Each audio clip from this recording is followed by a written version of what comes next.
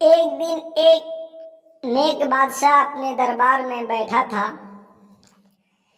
کہ اس کے دل میں خیال آیا کہ وہ اپنے رعایا کے حالات جاننے کے لیے بھیس بدل کر شہر کا دورہ کرے۔ بادشاہ نے سادہ لباس پہنا اور بغیر کسی اطلاع کے شہر کی گلیوں میں نکل گیا۔ شہر کے مختلف علاقوں سے گزرتے ہوئے بادشاہ نے ایک کچی بستی دیکھی جہاں لوگ انتہائی غربت میں زندگی بسر کر رہے تھے۔ وہاں ایک شخص کو دیکھا جو اپنی چھوٹی سی جھوپڑی کے سامنے بیٹھا ہوا تھا اور دھیرے دھیرے اللہ کا شکر ادا کر رہا تھا۔ بادشاہ کو حیرت ہوئی کہ یہ شخص جو اتنی مشکل زندگی گزار رہا ہے اللہ کا شکر کیوں ادا کر رہا ہے۔ بادشاہ نے اس شخص سے بات کرنے کا فیصلہ کیا اور اس کے قریب جا کر کہا، اے شخص، تمہارے حالات دیکھ کر تو دل دکھتا ہے، پھر تم اللہ کا شکر کیوں ادا کر رہے ہو؟ اس شخص نے مسکراتے ہوئے جواب دیا، بادشاہ سلامت، اللہ نے مجھے زندگی دی ہے، صحت دی ہے اور صبر کرنے کی طاقت دی ہے، یہی میرے لیے سب سے بڑی نعمتیں ہیں، میں کیوں نہ شکر ادا کروں؟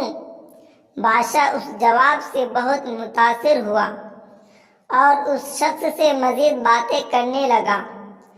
باتوں باتوں میں بادشاہ نے اس سے پوچھا، اگر تمہیں موقع ملے تو تم بادشاہ سے کیا مانگو گے؟ اس شخص نے جواب دیا، بادشاہ سے کیا مانگنا، میرا اللہ سب کچھ دینے والا ہے، اگر میں کسی سے مانگوں گا تو وہ صرف میرا خالق ہوگا۔ بادشاہ نے یہ سن کر بہت متاثر ہوا اور دل ہی دل میں عہد کیا کہ وہ اپنی رعایا کے لیے کچھ بہتر کرے گا۔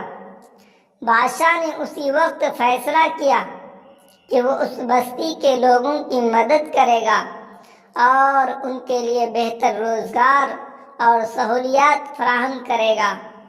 اگلے دن بادشاہ نے دربار میں اس بستی کے مسائل پر بات کی اور حکم دیا کہ وہاں کے لوگوں کے لیے فوری طور پر امدادی کا کام شروع کیے جائیں۔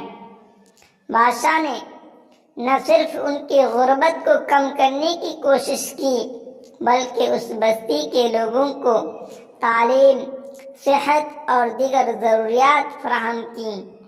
یہ واقعہ ہمیں یہ سبق دیتا ہے کہ شکر گزاری اور قناعت زندگی کی سب سے بڑی دولت ہے۔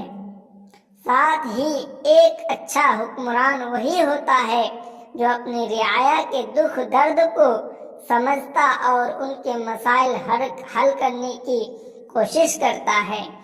بادشاہ کا یہ قدم اس کی رعایا کے لیے باعث برکت ثابت ہوا اور اس نے اپنی بادشاہی کو حقیقی معنوں میں کامیاب بنایا۔